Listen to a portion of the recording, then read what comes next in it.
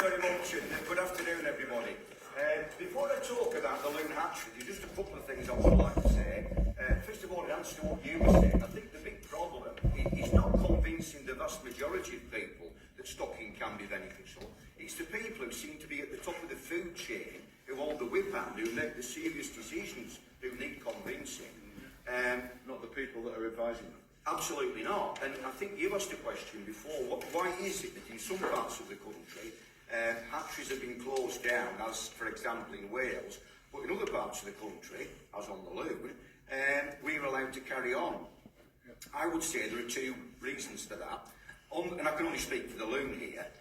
On the loon, I think that we've been lucky, and maybe lucky isn't quite the right word, but we've been, well, use whatever word you want, fortunate, in that a succession of fishery officers have listened to what we had to say. They've been reasonable people, and providing, in their view, we didn't overdo things in terms of the number of eggs that we were taking, they allowed us to continue. So that's one reason why we've been allowed to carry on the loon.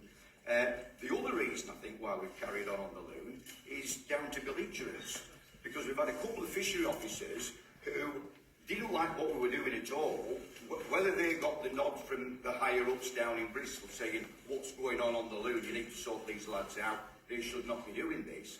And I am the least belligerent bloke you will ever meet, unless I really need to be. And when threatening sounds were made about the loon hatchery, you know, we're thinking that you've had your day and it's time that we shut you down, basically I said, right, okay, you shut us down, you'll be sick of the sight of my name. You will hear me on Look North West, you'll hear me on Radio Lancashire, I'll get on to my MP, and I did get on to my MP a couple of times when we were threatened, and there's absolutely no question at all that within the Environment Agency, they do not like bad publicity. They don't like people like MPs getting on to them. And as soon as that was done, immediately, I think we need to sit down and we need to talk about this stocking business. And in the end, we were allowed to carry on. Over the years, the number of eggs that we've been allowed to take has been whittled down, but I think that's why we've survived as long as we have, because we took over the hatchery on the loon in 1997. I'll say more about that in the next few minutes. I do detect, I have to say, I've not had this officially, as I'm sure that nobody has, but I do detect within the Environment Agency a bit of a softening of attitude towards stocking, in that they don't seem to be trying to bureaucratise us out of what we're doing. We're not getting so much of the, how can you justify this, how are you going to monitor that? And some of these things, certainly given the... Sorry, I feel like a director in a play. If you present to that screen, it's just about, I'm sorry to disturb, it's just about the live stream. There you go. Yeah, you know, basically, keeping raising the bar. What we do with the Environment Agency on the loon, we do what I call a 3-year deal. For about the first 12 years that we were operating, it was a year-on-year meeting or series of meetings that we had to have with the Environment Agency, whereby we agreed the number of eggs, what stage in the life cycle we were going to take them on to. And these things, you know how bureaucratic the Environment Agency are. These meetings went on to the point that when you finally reached agreement, it was almost time to restart the cycle for the following year. So in the end, I said, look, can we sort something out a little bit more long-term? So we do these 3-year deals with them where we agree those sort of parameters. Now, I think it was 2 years ago, wasn't it, Andy, when we had the last meeting. Andy and myself went into this meeting almost expecting the worst, because there was a big pile-up on the motorway, wasn't it? You were late for that meeting. I was a bit late, but there were 2 fishery officers that were there. And as we walked down to the meeting room, one of them said to me, I mustn't mention names really, but Joe Soap's here at this meeting, and Joe Soap is almost within the Environment Agency, certainly in our region, the high priest of anti-stocking. And I thought, well, if he's here, I know what he's come for. He's come to deliver the coup de grace, and we're going to be told that that's it, you've reached the end of the line. Now, in this meeting, nothing could have been further from the truth. And as I was presenting what we wanted to go on and do, there was just no questions that were raised or anything. They agreed to everything that we proposed. This had never happened before in nearly 30 years. And we came out at the end and went on the car back and said, did that really happen? You know, have we actually got the green light for 3 more years? So, given the nature of this guy that was at that meeting, you know, very, very anti-stocking, he's been, certainly for about 25 years, telling me what a great job we are doing of buggering up the genetics and everything of loon salmon. All of a sudden, there's this lack of challenge. So I do suspect that there is a softening of attitude. I hope I'm right, and maybe I'm completely wrong. That meeting was about 2 years ago. Yeah. Anyway, enough of that sort of thing. I'll talk because I know that the clock's ticking up. Sorry. Yeah. We're over here. The history of the loon hatchery, as you can see over there, was actually built in 1951, and it was a collaborative effort between the then newly formed Loon and Wire Fishery Association, the consultative for the loon, and the neighbouring much smaller River Wire, and the equally newly formed Lancashire River Board. And we were very fortunate in Lancashire in that the fisheries division of the Lancashire River Board was headed by a fellow called Leslie Stewart. And Leslie Stewart was one of these, the sort of fellow that we could do with now really, a short, stocky guy, but whenever you saw him, and I remember him, I'm going back now to the late 50s and through the 60s, so I was seeing him as a kid, but he just had this air of industry about him. You know, he was one of those people that always seemed to be on a mission, and he had a very clear vision for what he wanted to do for the River Loon. And one of the things that he did was to take over. Can you go on to the next one? Yeah, the weir at Broad Rain. Here we are. This is Broad Rain Weir. This is on the Upper Loon. Going back probably 200 years, this was a natural waterfall. The bedrock in that area is very, very slaty. And then somebody decided just... somebody did this on. Yeah, just out of shot. I used to be a school teacher at one time. There are some environment agency people here. Are there really? So you can tell. I'll see them later. Just down here, there was a corn mill that was built. And so the face of that waterfall was smoothed off using concrete. And again, out of shot over here, there was all the mechanism, the sluices and so on, that ran water down to power this corn mill. The corn mill closed down in the 1940s, and Leslie Stewart, being the on-the-ball sort of proactive fellow that he was, he arranged for the Lancashire River Board to buy the site and build this fish pass that you can see here. Now, at the time this photograph was taken over 20 years ago, because the site has very much changed, as I'll explain in a minute or two, the fish had to jump in to the fish pass. But that's a time of very high water. You can see there's probably, maybe 12 inches that the fish have got to jump into. Under normal flows, that would be a drop of about 3 to 4 feet. So the fish did, have to make quite an effort to get in there. But having said that, to salmon, there's quite a depth of water below that. When you watch the fish go in, it's just like watching a racehorse or a greyhound. There was absolutely no problem at all, as long as they were heading in the right direction. Now, with this, the fish pass goes up, and at the far end of it, if we can go on to the next slide, this is the way things are now. We'll go back to the other slide in a minute or two, because a hydro has been built on that weir, which has it's messed things up for us a little bit, really, in a couple of ways. But the fish pass has been completely altered. That's the modern fish pass, and it's one of these Lurinia fish passes. The benefit of that is that the fish no longer have to jump into it. So when the water gets very cold in December, when fish previously were reluctant to make that sort of 3 to 4 feet leap, now they can just swim straight in. But the downside of it, can we go back to the previous slide, please?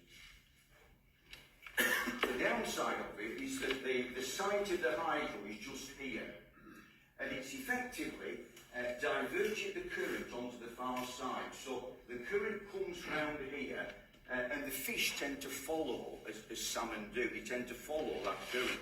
So they make for the far side of the weir.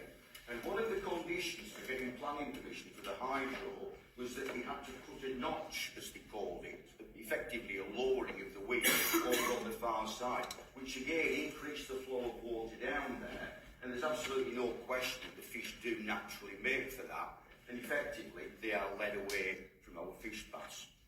So that's at Broadway, and that's where we've got the fish pass, the fish trap, and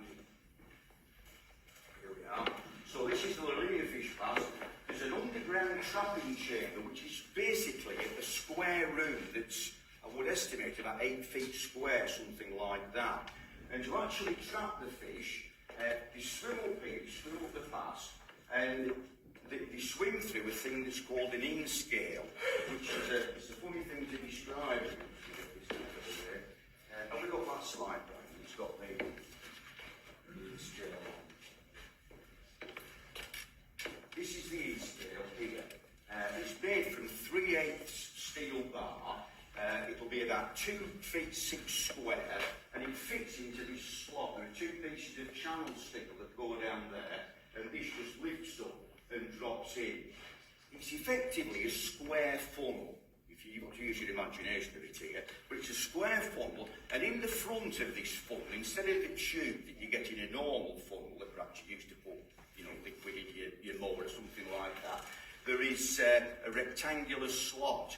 And the idea is that the fish, this is the fish pass, the fish swim up here, they swim through this in-scale, through the rectangular slot at the front, they're now in the trap chamber and they can't find the way out. So it's very, very simple, it's very, very effective.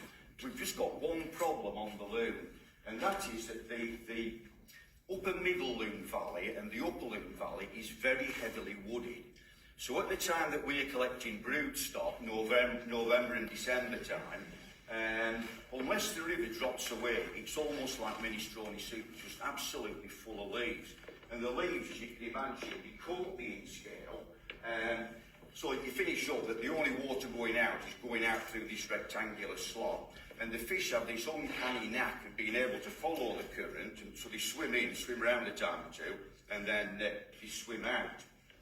In the days when the riverboard were running the trap, which they did for over 40 years, they would have a team there 7 days a week from dawn till dusk. And every hour or so, when the thing was bunged up with leaves, it just turned the water off. The water flow is controlled by a couple of sluices. So they just shut the sluice off, clear the leaves off, and away they went again. Nowadays, we're just running this with teams of volunteers, and people have other things to do with the time, basically. So they'll go up in the morning, take any fish out of the trap, transfer them to the holding pens, refit the in-scale, and then the next team come the following day. So it doesn't work as effectively as it used to do. If the Upper Loon Valley was treeless, the whole operation would be so much more effective and so much simpler. In the days that the River Authority and their successors, so there was, initially it was the Lancashire River Board, then it was the Lancashire River Authority, and then North West Water that ran it, and in the very last days North West Water transferred responsibility for fisheries to the newly formed NRA, and that's who we started dealing with when we were going through the business of taking it on. So that's a little bit about that and how that works. The other part of the operation is the actual hatchery itself, which is physically a completely different setup. It's about, as a crow flies, probably about 2 miles away from the trap and the holding pens. I didn't mention the holding pens, did I? Because just, in fact, here we are. Most of the broodstock that we catch, and I'm sure this will be the same with other operations, when we catch the fish, they're not ripe. They might be as coloured as anything, and one of the things that we learned very quickly was that the colour of a fish is absolutely no indication whatsoever to its ripeness. you know, you'll get hen fish that are as black as the ace of spades. You think, what a cracker, she will go now. Oh no, she won't. She might do. And equally, we get silverfish, which have probably not been out of the sea more than 2 or 3 days, particularly once you get into December. You pick them up and the eggs are running as freely as you like. So these holding pens are a very valuable and almost indispensable addition to the operation, because we get the fish out of the trap, we put them in the pens until such time as they are ready to stream. So that's that. Now, if I just have a look at this while I'm talking about the colour of the fish. When we started and we were sort of naive and basically knew nothing, they're the sort of fish that we want to have, fish which are like that. But equally, look at that fish. That's a silver fish, but it's completely graphic. So as I say, the colour of the fish really, in our experience, is no guide whatsoever to whether they'll strip or they won't. Moving on to the hatchery. This is the actual hatchery building. It's the site of an old sawmill, a water-powered sawmill, which fell into disuse in the 1930s or 40s. You can see from the type of cows which are there. This photo was taken quite a long time ago. This is the stream that we take the water supply from. It comes off the Middleton Fells, so it's all completely natural. It's at the ambient temperature and so on. And you will see we've got some settlement tanks up here. There they are. There's a much younger age sort of directing operations, and these are the settling tanks, so that any sediment in the water just settles down to the bottom. We use Hessian sacking material there as a filter to get rid of any sediment that's carried in the water. Sediment wasn't a big problem, but it does tend to settle on the eggs in the hatchery, which is a nuisance, so that did help to avoid that. And this is the inside of the hatchery itself. You can see there's some baskets of eggs there. The capacity of the hatchery is actually 2 million eggs. I don't think there's the 2 million eggs that have ever been laid down. But for the period, for the 40 years or thereabouts that the different authorities were running the hatchery, the average between 700,000 and about 1.3 million eggs. So it was quite a substantial operation. What they couldn't do, given these facilities, was to take the young salmon beyond fed fry stage, because they simply didn't have the space. When we took it on in 1997, we did go that sort of that stage further. So what they used to do was to put about a third of the eggs that they'd got out as green over in specially prepared reds. And they experimented, this was Leslie Stewart again, experimented with different sorts of reds. There was a photo with an earlier presenter of eggs being tipped down a pipe. All that sort of thing was done in the 50s and the 60s on the loom. A further third of them, so we're talking about hundreds of thousands of fish here, went out as unfed fry, and then the remaining third went on to the fed fry stage, and they were put out, dependent on water conditions, in late June or July. And they were fed on very finely minced liver. And apparently in the summer, the smell of this liver, when it had been in there for 3 or 4 days, was enough to knock a horse off its feet. Apparently it was absolutely dreadful. But the fish used to really go for it. When we were doing this, we just used a commercially based fish food. So the days of the liver were gone.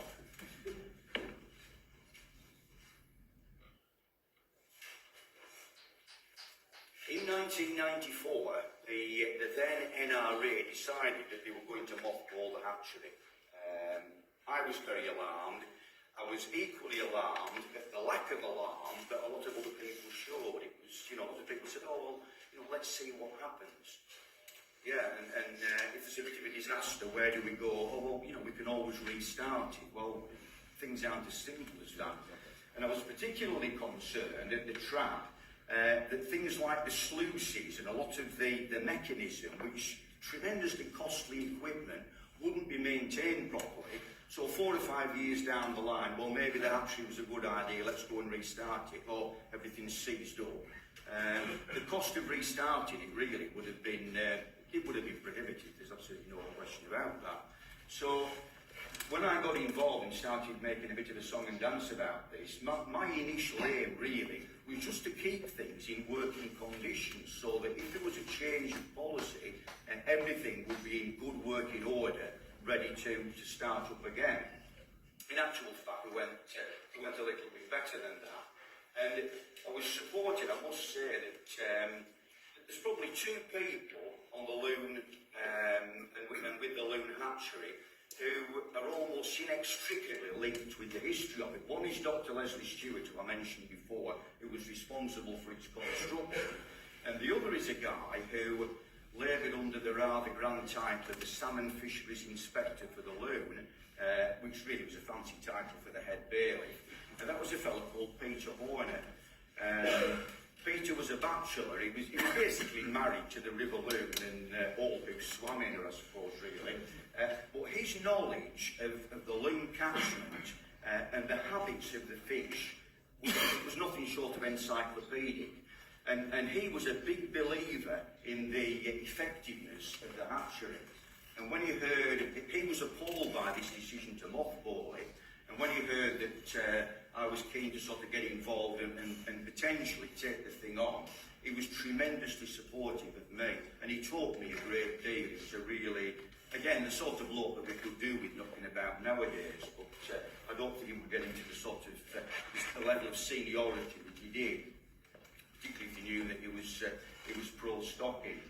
So, in 94, 95, Peter and I sort of went here, there and everywhere. He basically showed me the ropes. And in 1997, after lots of meetings with during the time that all these negotiations were going on, the NRA turned into the EA, you're dealing with the same people and all the rest of it, just have different badges on the sweatshirts and that. They were happy that we took it on, subject to certain agreements being made. I spoke to Peter about the fact that the further stage in the life cycle that the agency had ever taken the fish was fed fry. I said, you know, what could we do about taking them further on? What could we do about taking them to autumn par stage or pre-smolt stage? And knowing the sort of fellow that Peter was, he wasn't one that, he didn't take any prisoners, let's put it that way. And most of the questions that I asked him about why do you do this, why do you do that, why do you do it like that, and all the rest of it, if there wasn't a ready answer, it was a case of, look, Nick, we've been doing this for a long, long time. Don't you come along here with your newfangled fancy ideas and start telling us what to do. That's how it is. Okay, Peter. So I didn't expect him to show any enthusiasm for this suggestion that we could perhaps take the fish on to a further stage. And he was 100% behind it. He thought it was an excellent idea. And even better, he said, I think, because we couldn't do it ourselves, we just didn't have the space, we didn't have tanks and so on. I think I know a place where you may be able to get this done, possibly at reasonable cost. That's down to you. So he took me to meet a couple of sheep farmers who farmed up Garsdale, which is one of the more remote Yorkshire dales. As I say, they were sheep farmers, but in an attempt to diversify, they put two 13-feet diameter tanks into a shippen, and they were producing smolts for the sea cages off the Scottish coast. Now, as the salmon farming industry grew, the salmon farmers wanted increasing numbers of smolts, and what Austin and Lindsay could produce was a fairly limited number, so they were effectively going out of business. So I went up there with Peter one evening, we sat down, we talked about what we wanted to do, we talked money. I'd been told by a number of experts at the agency and other organisations that you can't produce pre-smolts for less than £2. And we wanted to produce a minimum of 25,000 pre-smolts. £50,000, absolutely, we couldn't afford that, you know, it was an absolute non-starter. So we sat down with them, I never mentioned this £2 per smolt or anything like that. And we agreed that they were prepared to take on the running of the hatchery. Once we'd done the last stripping, they would go to the hatchery every day, take out any dead eggs, any white eggs, check the water flow, just make sure that basically everything was ship shape and Bristol fashion. When they over-arrived, they would take them up to their farm, they would grade them in the July. The smallest fish, they would put them out as fed fry. They would grade them again at the end of September. The smaller 25,000 would go out as autumn par. The remaining 25,000 they would take on to pre-smolt stage. And for that, we did a deal and it was £15,000, which I think was pretty reasonable. A few years down the line, when our fundraising efforts started to flag a little bit, I'd agreed with them that I would never say, right, we'll start another cycle unless I can guarantee payment to you. And we reached the point where I couldn't guarantee that we'd have £15,000 in the kitty. So we sat down over a cup of tea and a bun, and we agreed a new deal where we got exactly the same for £10,000. Which was a better deal. Did make me feel slightly ripped off for the previous 5 years. But you can't win them all. So basically, going back a little bit, we took our first eggs in the autumn of 1997. The fed fry went out in the summer of 1998. The autumn par went out in the autumn of 1998. And the pre-smolts, most of which turned out not to be pre-smolts in actual fact, but obviously we're talking 1+ smolts here. Virtually all loon smolts certainly go down to sea as 2+. So with hindsight, it wasn't surprising that most of them didn't grow very much over the winter. But I would say that out of the 25,000-ish supposed pre-smolts, we probably had 6,000 or 7,000 that would have actually smolted in the spring of 1997. We looked for a site for a smolt pond. We found 2 possible sites, one on the upper loon, but access was no good, so we didn't bother with that one. But we found another one which was effectively a small backwater on the lower loon. We could net it to keep out goose anders and the like, and we put the fish in there and we continued to feed them. A big flood eventually took them away, along with the clockwork feeders.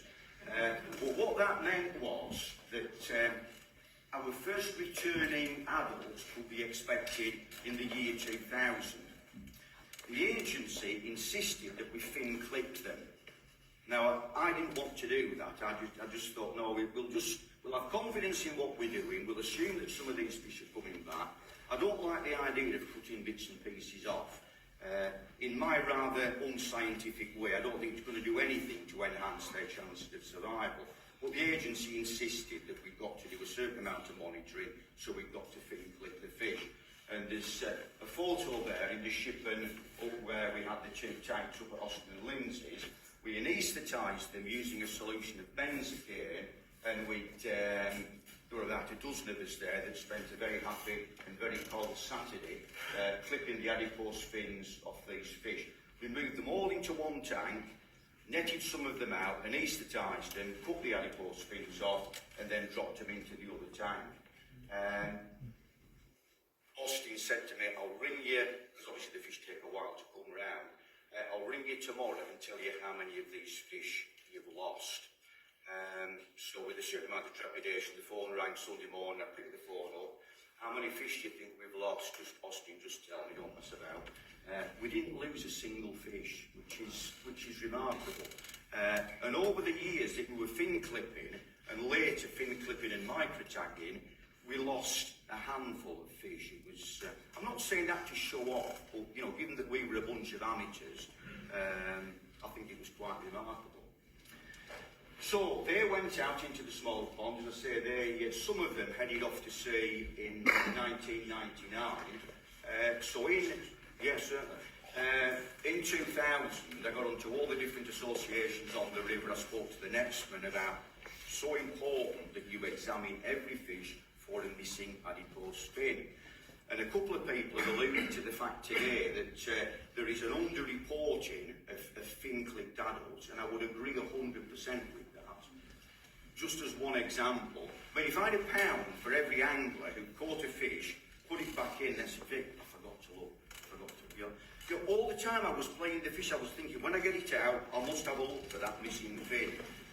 I suppose in the heat of the moment, you get the fish out, you know, you want to unhook it, get it back in.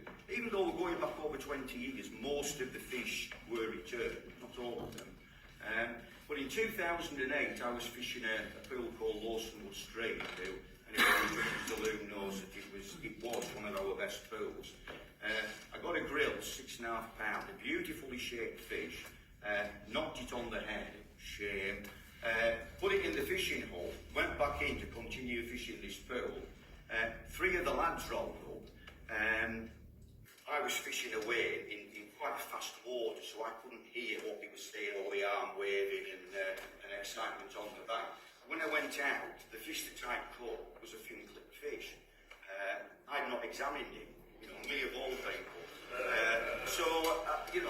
This business of I forgot to look, I do understand it completely.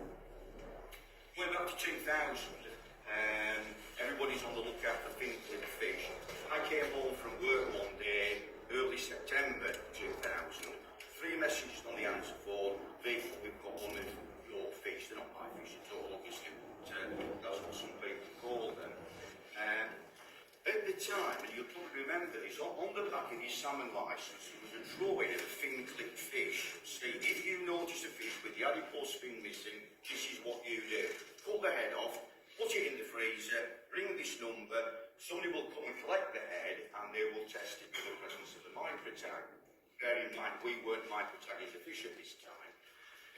The guy that caught the fish, again, I won't mention any names, but the lure of a £20 reward was considerable with this guy.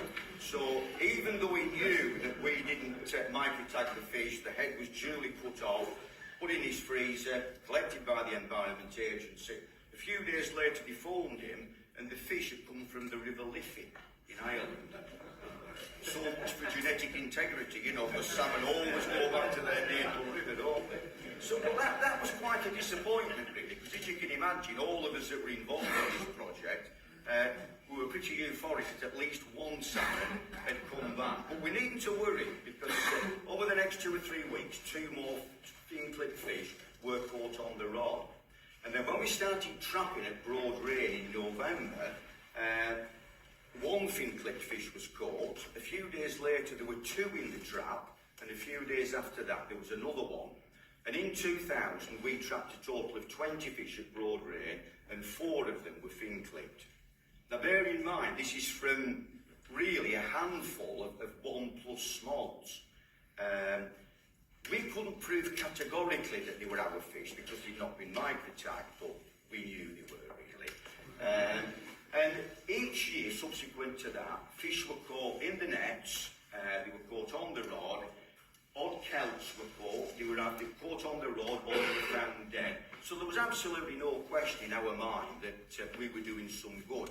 And this was obviously from a fairly small proportion of the fish that we were dealing with. You moved it. Sorry, I do apologise.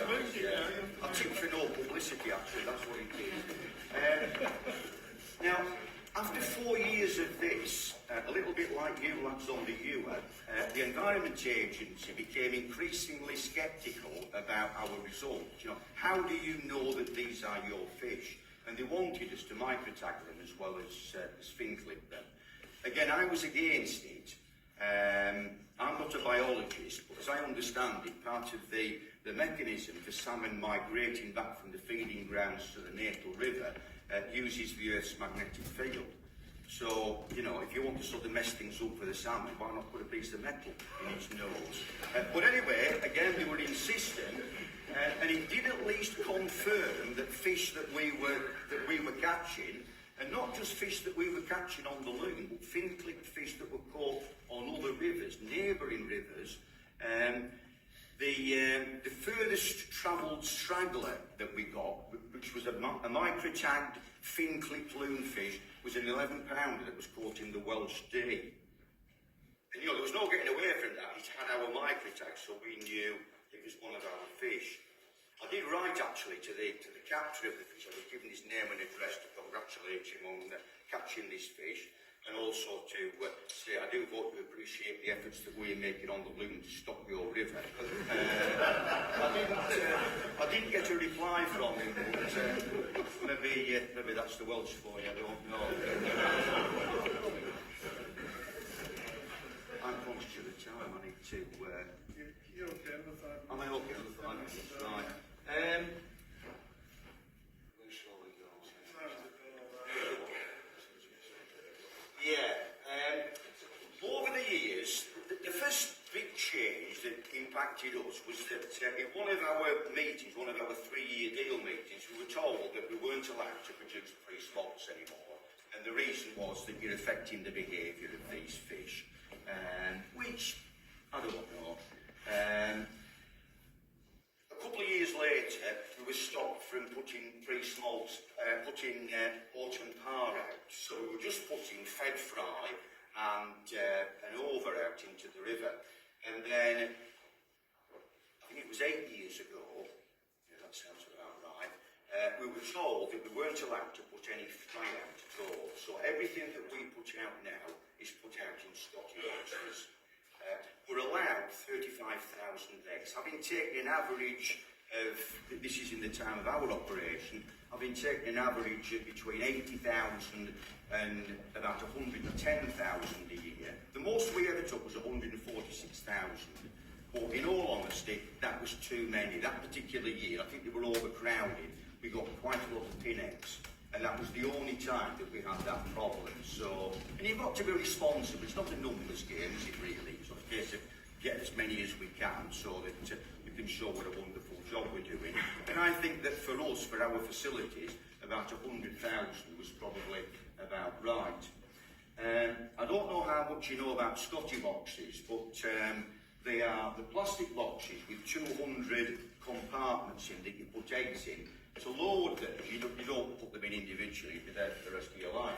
But there's a plate there, and we found that a dustpan is the ideal tool to scoop some eggs up, put them onto that loading plate, and just smooth them off. And then basically, this is half a Scotty box. You put them on the top, turn them upside down, give them a tap, and they drop in. Then you bolt two halves together and place them in the gravel. Going back a lot of years to the Lancashire River Board, in the very late 50s and early 60s, when they did research into the efficiency of reds, there were two things that came out that were very, very clear. And it was completely the opposite to what I would have expected, I'll be honest. The first thing was that the later the eggs were laid, the better. So eggs that were laid in November and December didn't survive particularly well. And also, the more shallowly they were laid, the better. And it was all down to siltation. Siltation was a big problem. So the deeper the eggs were, the longer they were there in the gravel, the greater the opportunities for siltation, starvation of oxygen because the water wasn't flowing through, and so on. And that was quite reassuring, really, because the way that we place the Scotty boxes, which are just under the gravel, you know about Scotty boxes, does meet that criteria. You know, we're putting them out at the end of February, maybe early March, so we're putting them out late in the year, and we're just putting them with a very thin covering of gravel. The bad news is the last couple of years we've really struggled to get broodstock. In fact, for the last 2 years we've not bought any broodstock at all. There's been a collapse, a clear collapse in the salmon population on the loon. We obviously catch a small proportion of the fish that take broad grain weir. Plus the building of the hydro, which hasn't helped things. I'm not laying the blame at their feet, but it certainly hasn't helped. What the River Board used to do, going back years, if you were struggling to catch fish, if conditions were such that the fish weren't really moving, they used to put large boards on the top of the weir to stop them taking the far side, as I pointed out before. And the only other route upstream is to go through the fish pass, and apparently it worked very well. So I got some 72 large boards made last year, and we were going to put those in place in a time of low water. And unfortunately, I wasn't so well last year. I was out of action for quite a long time, so that those boards were never put in place. But this year, they most certainly will. And I hope that that will deflect enough salmon into the fish pass to give us the 35,000 eggs that we need. But 10 to 4, I'll knock it on the head there, and I'll sit down. If anybody wants to ask any questions, do fire away.